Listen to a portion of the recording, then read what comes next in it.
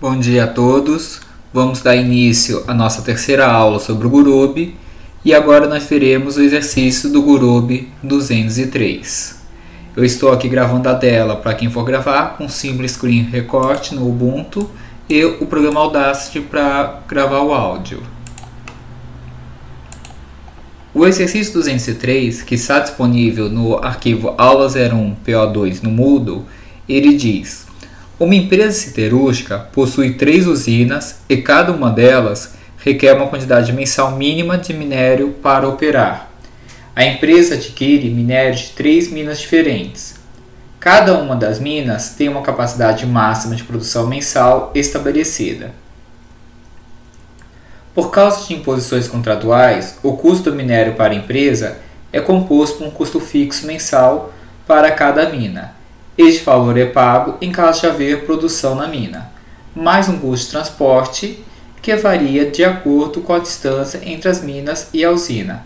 Cada par mina/usina tem um custo diferente.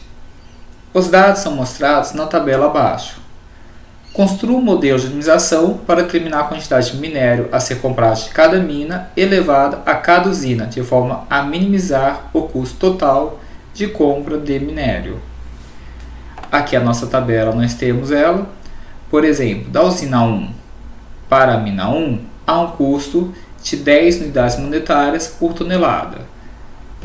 Da usina 1 para a mina 2, o custo de transporte é de 8. E da usina 1 para a mina 3, o custo de transporte é de 3. Requisição de minérios. A usina 1 ela precisa de 12.300 toneladas de minério por mês. A usina 2 vai precisar de 15.400 e a usina 3 vai precisar de 13.300 toneladas de minério. Capacidade máxima das minas. A mina 1 pode produzir 11.500 e possui um custo fixo de 50.000 caso seja utilizada. A mina 2 tem uma capacidade máxima de 16.500 e possui um custo fixo de 40.000 caso seja utilizada. E a mina 3 tem uma capacidade máxima de 13.000 e um custo fixo de 30.000. Vocês podem observar que os custos de transporte diferenciam entre eles e o custo fixo também. É de esperar que esse modelo matemático obtenha a resposta que tenha um menor conjunto entre esses custos de transporte e esses custos fixos também. Claro que sempre atendendo à requisição mínima de minério e não extrapolando a capacidade máxima de cada uma das minas. Para elaborar isso, a gente vai montar um modelo matemático que está aqui. A nossa função objetivo vai ser minimizar o somatório em I, que vai ser para minas, e em J para as usinas. De quem? De CT e J vezes X e J, onde CT e J é o custo de transporte da mina I para a usina J, e X e J é a quantidade em toneladas de minério que será transportada entre a mina I e a usina J. X e J vai ser uma variável de decisão que será do tipo real, definido aqui. E também a gente vai ter um somatório em I do CFI vezes YI, onde CFI é o custo fixo de operação da mina I e YI é uma variável de decisão binária que será adicionada, receberá o valor 1 quando a mina I for utilizada e 0 caso ela não seja utilizada. As restrições. A primeira restrição vai ser um somatório em J para todas as usinas, de X e J, ou seja, a quantidade que vai sair da mina I para a usina J, somado em J, tem que ser menor ou igual que a capacidade da usina I vezes, tem que ser menor ou igual que a capacidade da mina I vezes se a mina I foi utilizada ou não. Essa restrição vai fazer o quê? Vamos supor que o YI da primeira usina, por exemplo, Y1, seja igual a 0. Nesse caso, ele vai multiplicar pela capacidade 1, que é a capacidade da mina 1, e vai zerar. Então, a quantidade somada de minério que vai sair da usina da mina I e vai para a usina 1, 2 ou 3, tem que ser menor ou igual que zero, ou seja, a mina não será utilizada. Agora vamos supor que o YI seja 1. Nesse caso, o Y1 da primeira usina vai ser 1. A capacidade dela, da usina 1, da mina 1, vai ser multiplicada pelo Y1, que é 1, e vai dar a capacidade total dela. A soma de minério que sair da usina 1 para... Desculpa, eu estou misturando toda hora o I da usina com o J da... Aliás, é o I da mina e J da usina. Então vamos prestar atenção para não confundir, não fazer igual eu estou fazendo. A quantidade de minério que sai da usina I, somando para cada uma das entregas em cada uma das usinas J, vai ter que ser menor ou igual à capacidade dela. A primeira restrição aqui, para tentar ficar um pouco mais claro, seria algo do tipo X1, que seria mina 1, entregue na usina 1, mais X1 da mina 1 entregue na usina 2, mais X1, que é a mina 1 entregue na usina 3, precisa ser menor ou igual que a capacidade da mina 1. Essa capacidade da mina 1, ela vale 11.500. Então isso daqui seria 11.500. Essa restrição ela é feita para todas as demais também. Então aqui ficaria, por exemplo, né?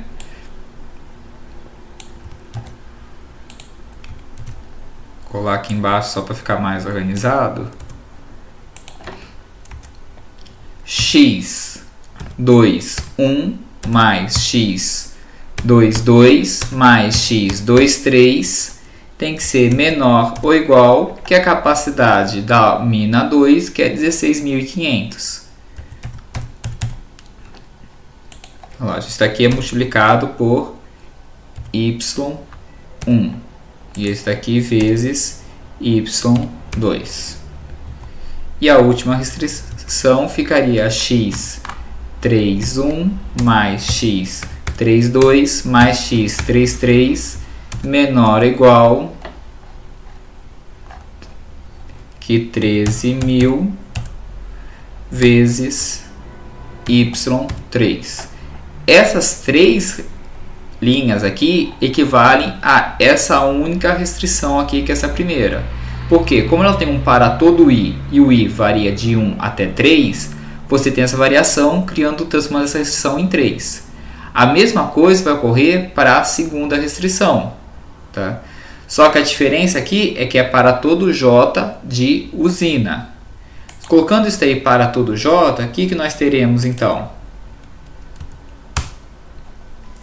Vai ficar X1, 1 mais. Agora é o I que vai variar no seu somatório. Então fica X2, 1 mais X3, 1. Isso daqui tem que ser maior ou igual que a requisição da usina J, que no caso for a primeira, vai ser 12.300. Então observaram que quando você está aqui nesse primeiro caso, tá, que a gente está fazendo somatório em J, a variação está no segundo índice, que é o J. Quando a gente estiver no segundo caso, agora a nossa variação vai estar aqui no primeiro índice. Então a próxima aqui ficaria X2, 1 mais X2, 2 mais X3, 2. Isso daqui teria que ser maior ou igual que 15.400.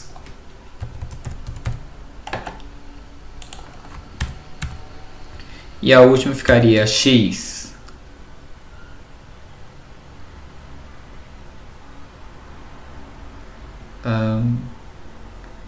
eu fiz errado aqui a primeira. Ó, uma correção aqui. Não é X21, é X12. Tá? Aqui vai ficar X13 mais X2, 3 mais x33 maior ou igual que 13.300. Então observe aqui, na primeira aqui, essas três restrições aqui, elas são representadas por essa primeira aqui. Então você tem um somatório em J, observe que é o segundo índice que está variando, e o para todo I. Então aqui a gente vai variar o primeiro índice para as linhas. Na segunda, você tem o que? Um somatório em I. Se você tem um somatório em I, o que vai variar é o primeiro índice. Então aqui é 1, 2 e 3. E o segundo índice, que é o para todo J, ele fica constante na linha, mas ele varia quando você muda a linha. E aí você vai ter aqui 11, 21, 31, 12, 22, 32, 13, 23, 33. Cuidado para não confundir quando você estiver fazendo isso, não trocar o I pelo J. Feito esse modelo aqui, a gente vai aplicar ele e colocar ele no Gurobi.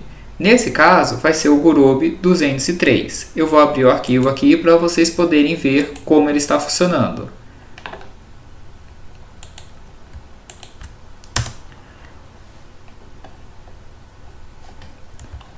O meu arquivo de entrada, vocês podem observar que ele basicamente está no mudo para vocês conferirem, mas ele é exatamente igual aos nossos dados do problema. Esses custos são os custos de transportes, pode ir 10, 7, 6,5, 8, 9, 10,8, 13, 16, 12,6. 10, 7, 6,5, 8, 9, 10,8, 13, 16 e 12,6. A única diferença é que em vez de eu colocar eles, digamos, deitado, eu coloquei eles de pé. Eu só transpus a matriz. Ah, mas em qual ordem você precisa colocar? Na ordem que você quiser. Desde que você, na hora que for fazer a leitura, você leia da mesma forma que você colocou. Aqui eu coloquei os custos fixos das minas. 50, 40 e 30 mil. Tá aqui, ó, 50, 40 e 30 mil. Depois coloquei as capacidades das minas. 11.500, 16.500 e 13.000. 11.500, 16.500 e 13.000. E por último, eu coloquei as requisições de cada usina. 12.300, 15.400 e 13.300. Então aqui elas, 12.300, 15.400 e 13.300. A ordem que você vai colocar no arquivo de entrada não importa. Desde que você, na hora da leitura, coloque para ler na mesma ordem que você declarou. Esse arquivo do Gurobi 203 também está disponível no Moodle da disciplina para vocês verem. Aqui a gente tem um comentário do modelo. Se vocês copiarem esse modelo aqui, Ctrl C, virem no LibreOffice e colar ele, deixa eu abrir um espaço aqui para colar, Ctrl V, você pode depois selecionar ele, vir inserir, objeto, fórmula, e você tem um modelo matemático que nós estamos implementando.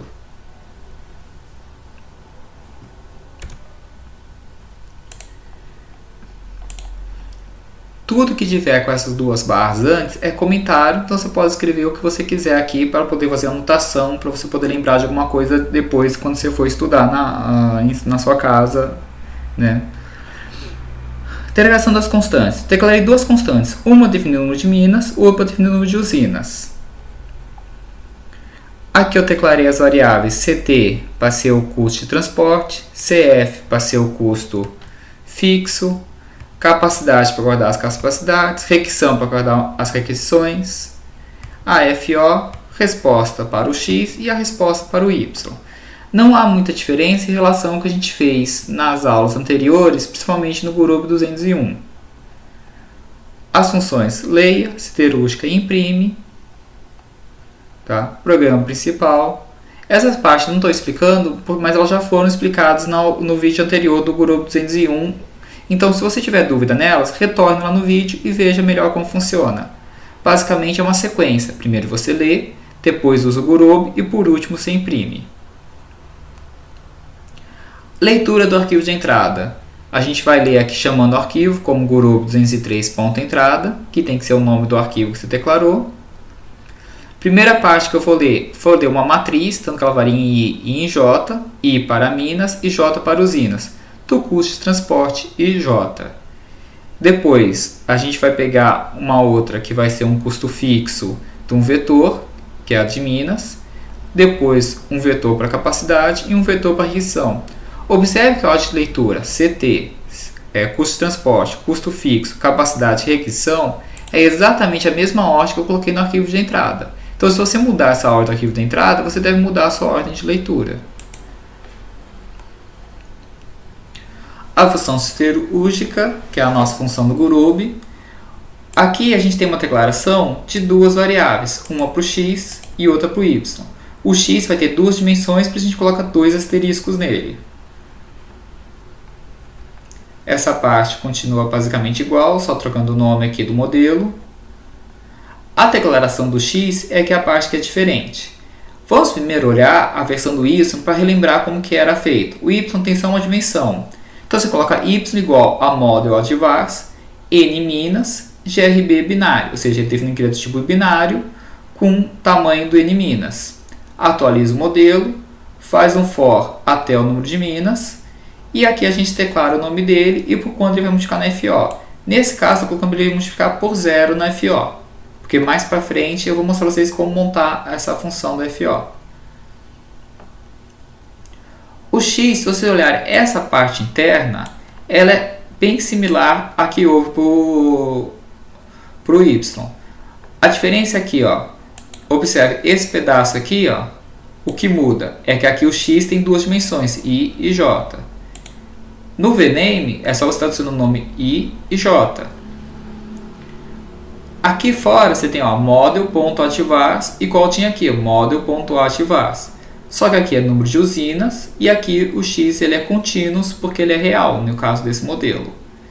E aqui é uma diferença que a gente tem, ó, o xi, quanto aqui era somente y. E externamente a gente vai ter um outro for que vai variar em minas para fazer a variação do i. E esse x igual a nil grb far asterisco n minas. Por que a gente faz isso? O jeito que o gurobi trabalha em C++ para implementar uma variável com mais de uma dimensão, basicamente primeiro ele declara uma variável x, que é essa daqui, e ela é o tipo que possui dois ponteiros. Esses dois ponteiros são criados para cada um deles tem um vetor de ponteiros. Então ele vai ter n minas, que seriam 3 no nosso caso, um problema. Ele vai ter 3 vetores contendo ponteiros. Dentro de cada um deles, que é esse vetor de ponteiros que ele criou, que é o xi, ele cria os espaços de memória. Por isso que ele passa a ser x e j. Então você não pode atribuir o valor do x e direto no xi. Você tem que atribuir ele dentro do x e j para formar a matriz do nosso problema, que são as variáveis de decisão. A função objetivo. Eu poderia ter colocado esse ct aqui diretamente aqui no x e j, aqui no lugar desse zero? Sim, você poderia. Entretanto, eu quis fazer dessa forma diferente para que vocês possam ver um jeito diferente de ser feita a função objetivo. O que eu vou fazer? Eu vou criar uma expressão chamada obj para ser a função objetivo. Ela é uma expressão linear do tipo do gurobi, que é esse grb lim express. O int vai ser igual a 0, i vai ser menor ou igual que minas, e o j vai ser igual a 0 para j menor ou igual que usinas. E a gente vai somar o quê? Dentro do obj que está zerado, cada um desses valores. Então, o primeiro valor que ele vai colocar é ct00 mais x00. Próximo valor vai ser ct01 mais x01. E assim por diante para somar todos os valores. Tudo isso vai ficando acumulado dentro do valor obj. Esse valor acumulado dentro da variável obj vai ser acumulado aqui também com o custo fixo de i vezes yi. Então ele vai somar tudo isso e juntar neles aqui. Por último, eu vou indicar para ele que ele deve minimizar essa função. Aqui a gente vai ter a implementação da restrição 1, que agora já volta a ser similar ao que a gente usou no gurobi 201 e no gurobi 202. você tem um for externo para todo i e um for interno para o somatório em j. Ah, como eu sei que esse é para todo e esse é somatório? Eu tenho o comentário do lado, mas além do comentário é a questão desse grblin express R1 igual a 0. O que acontece? Cada vez que o comando de execução ele passar nessa linha, ele vai zerar o que está acumulado. Se ele zera, quer dizer que ele não sabe mais o que havia anteriormente nele.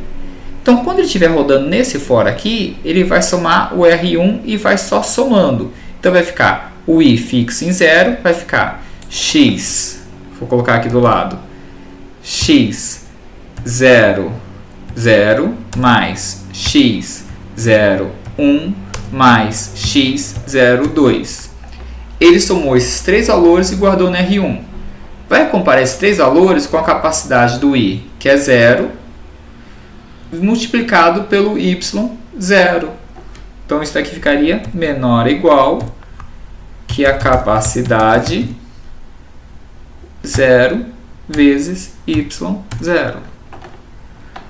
Aí, quando ele passar aqui e chegar aqui, ele vai fazer o quê? Esse R1 recebe 0. Então, é como se ele apagasse tudo isso aqui e trocasse pelo valor 0.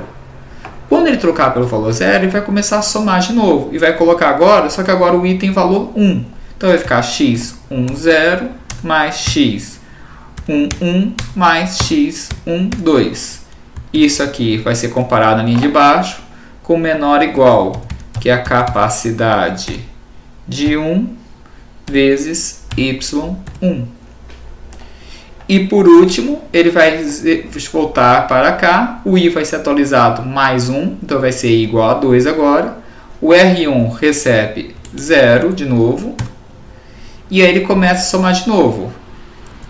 X, o i agora vale 2, então fica x2, 0, mais x2, 1, mais x2, 2. Isso aqui menor ou igual que a capacidade de 2 vezes y2.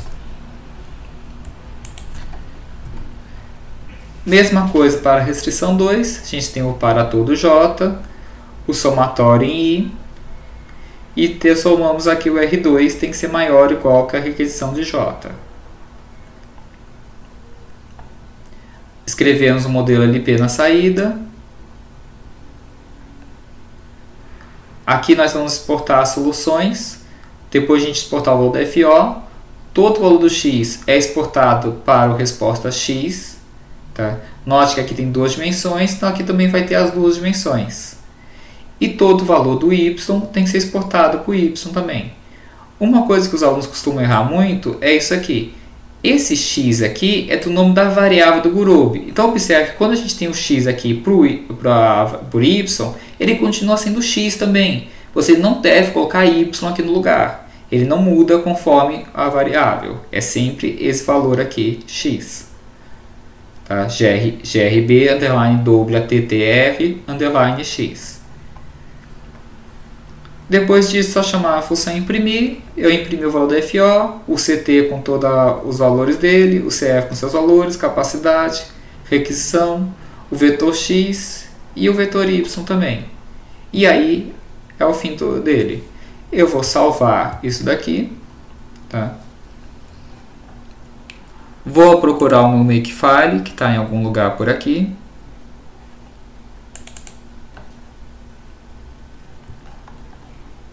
Aqui está o Makefile.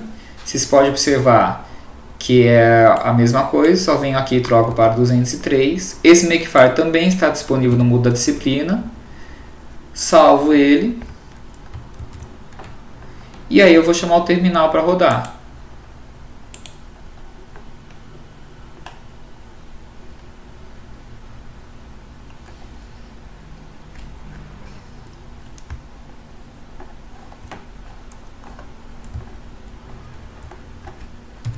Primeiro eu vou até a pasta onde está o meu código, depois digito make para compilar, e para rodar eu posso colocar esse comercial, né, ./programa, e aí eu dou Enter.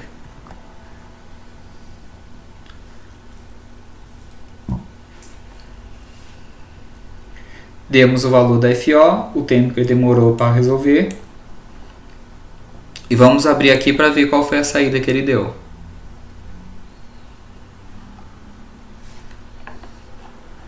Aqui é o arquivo 203 saída e o LP. É interessante vocês conferirem o modelo LP e ver se esse daqui é realmente o modelo que vocês queriam implementar. Então você pode conferir se esses valores estão corretos. Por exemplo, 10 vezes x, 0, 0. Vamos ver lá na aula se era isso? Era 10 vezes o x, 0, 0. Lembrando que o C ele começa a partir do 0. Então essa é a mina 0, mina 1 e mina 2. E essa seria a usina 0, usina 1 e usina 2. Então ficaria 10, 0, 0. Depois 8, 0, 1. 8. Ah, não, desculpa, eu falei errado para vocês. Não vai vir para cá, ele tem que vir para cá, porque o 0 vai estar aqui, né? Que é a mina que varia primeiro. Então esse aqui é o 0, 1 e esse daqui vai ser o 0, 2. 10, 7 e 6,5. Que é a variação no I primeiro, que é o I da mina. Esses valores que ele coloca mais é só uma questão de arredondamento do Gurobi. Então vocês não precisam se preocupar com ele. Considere isso como sendo 12,6, que é o valor que a gente tem lá no exercício.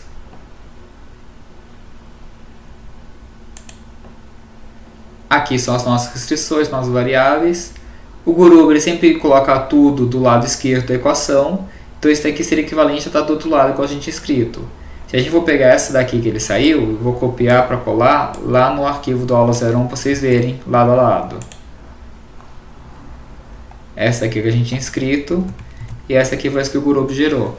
Aqui as restrições 1 são exatamente igual está aqui. A diferença é que esse 11.500 estaria do lado de cá, né, em relação a isso daqui, né? Esse daqui em relação a esse. E ele começou a contagem do 0 ao invés de começar do 1. Vocês podem observar que é o mesmo. Se você observar que o modelo LP teve a saída igual ao modelo que você queria, quer dizer que você programou ele de forma correta. E aí você pode partir para a análise da resposta. A análise da resposta estaria aqui, ó. A FO foi de 500.350, então nosso custo de transporte total foi de 500.350 unidades monetárias. O CT e o CF, você pode colocar eles, mas para conferir no arquivo de entrada e comparar se esses valores realmente estão iguais ao que estava no arquivo de entrada. Com isso você consegue identificar erros de leitura ou não. Se você quiser, você pode formatar a saída para ficar no mesmo formato do arquivo de entrada e facilitar você conferir. Nosso vetor Y indica as usinas que foram, as minas que foram usadas. No caso, ele preferiu usar as 3 minas, A1, A2 e A3. O vetor X e J é o quanto foi transportado entre cada uma delas. Então, por exemplo, da usina 0 para a mina 0, aliás, da mina 0 para a usina 0, não foi transportado nada. Da mina 0 para a usina 1, foi transportado 11.200. Se a gente for colocar no exercício, seria o transporte entre a mina 1 e a usina 2 foi de 11.200. Entre a mina 1 e a usina 3 foi transportado 300. Somando 11.200 com 300, 11.200 aqui e aqui ficaria 300. Então a gente vai colocar aqui essa na forma da tabela. Aqui teria sido transportado 0. Aqui teria sido transportado 11.200 e aqui teria sido transportado 300. Observe que a soma disso daqui está aos 11.500.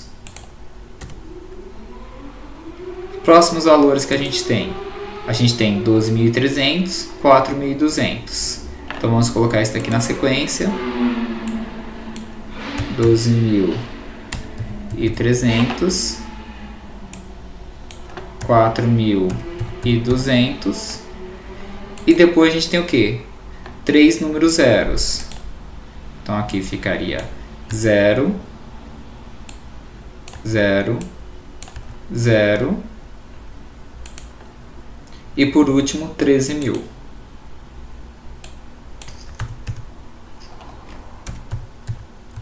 Observe a gente somar por coluna 11.200 que saiu da mina 1 para a usina 2, mais 300 da mina 1 para a usina 3, dá um total de 11.500. 12.300 que saiu da mina 2 para a usina 1, mais 4.200 que saiu da mina 2 para a usina 2, dá os 16.500. E na mina 3, ela não transportou nada nem para a usina 1 nem para a 2 e transportou 13.000 para a usina 3, que está os 13.000 daqui. Se a gente somar por linha, a usina 1 ela recebeu os 12.300 que ela queria, todos da mina 2. A usina 2 recebeu 11.200 da mina 1 e 4.200 da mina 2, totalizando os 15.400 que ela precisava. A usina 3 recebeu 300 da mina 1, nada da mina 2 e 13.000 da usina 3, computando os 13.300. Tá? Com isso, espero que vocês tenham gostado da aula e vejo vocês até a próxima aula.